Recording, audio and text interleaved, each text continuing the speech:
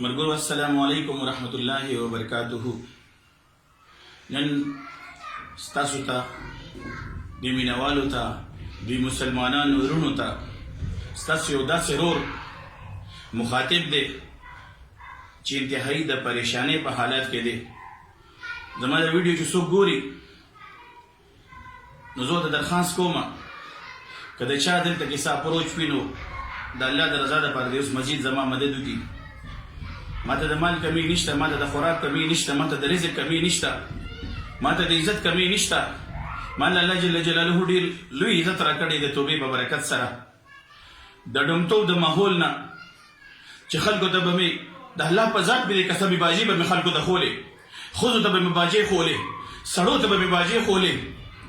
دګاني تربیت به مې خلکو له ورکولو، ولې چې ما دګاني تربیت حاصل کړی، ما د موسیقۍ باقاعده تربیت حاصل کړی، ما د خپل کور کلی نه د پښتونګړۍ نه د پبو نه چې هجرت کړی د علماء کرامو په مشوره مې هجرت کړی دی. د ګناه د ژوند نه مې توبه کا، ژوند مې ټیک نو، هجرت مې وکړو د دین دپاره، سوات ته مې کډه راوړله. عزتمندو په سوات کې اوسېږم، دلته مې په مدرسه کې داخله واخیسته. ما د موسیقۍ اکیډمۍ چلولې.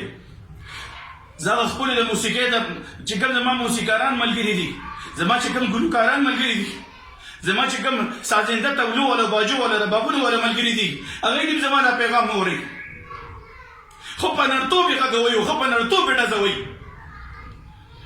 بهانهګانې بجانې د توبه کا بګانه کې مې جون تېرولې نو دا ډم دی، دا کنجر دی، خپل خاندان هم بدې شم.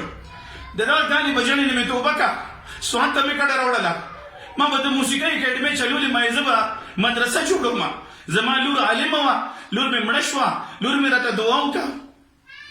زه به مدرسه جوړوم او خلکو ته به د قرآن درس ورکوم، خلکو ته به د حدیثو درس ورکوم. زه به د پردو لوڼو ته د خپل لوڼو په نظر ګورم او د قرآن حدیث درس ورکوم. نو ما په سوات کې په بلوګرام کې مدرسه جوړه کړه. وروڼو دلته کې په بلوګرام کې یو سړی دی، بونډۍ بونډۍ ګیرې ده، حافظ قرآن دی. ما ځان سره راوستو، مدرس مې کو کباړ خرڅي، کباړي دی، په لارو کوڅو کې کباړ خرڅوي او کباړ راټولوي. ما ته دا کباړ خرڅې کباړي ځان نه جوړ کړی دی، قرآن حافظ یو ښه تکړه حافظ راځه ما سره مدرس ته. ما چې ځان سره مدرس کو یو میاشت پسې را سره دښمني شروع کړه. اوس چې چېرته ځم نو بېعزتي مې کوي، چې چېرته ځم نو بېعزتي مې کوي. زه د دې سوات نه یم، خو د الله بنده خو یم که نه. ما د ګناه د ژوند نه توبه کړې ده. نو د دې سوات ښاري فضل ودود دی. که څوک د خدای نه یېرېږي دا سړی ما نه واړوئ، اول ډمو ما، یا به دا سړی خپل ځان خراب کړي او ما خراب کړي، خپل آخرت یې خو خراب دی. زه ورته بددعا کوم الله جل جلاله د دنیا او آخرت تباه کړي. پلار لګاڼم، پلار نه مې وله معافي وغوښته که ما نه څه خفه دا زوی دې رانه منې کړه. ځای په ځای مې کړی، ځای په ځای مې تنګۍ او کنځلې او وینا سپک بد راته زږوي. تنګ کړی مې ډېر زیات.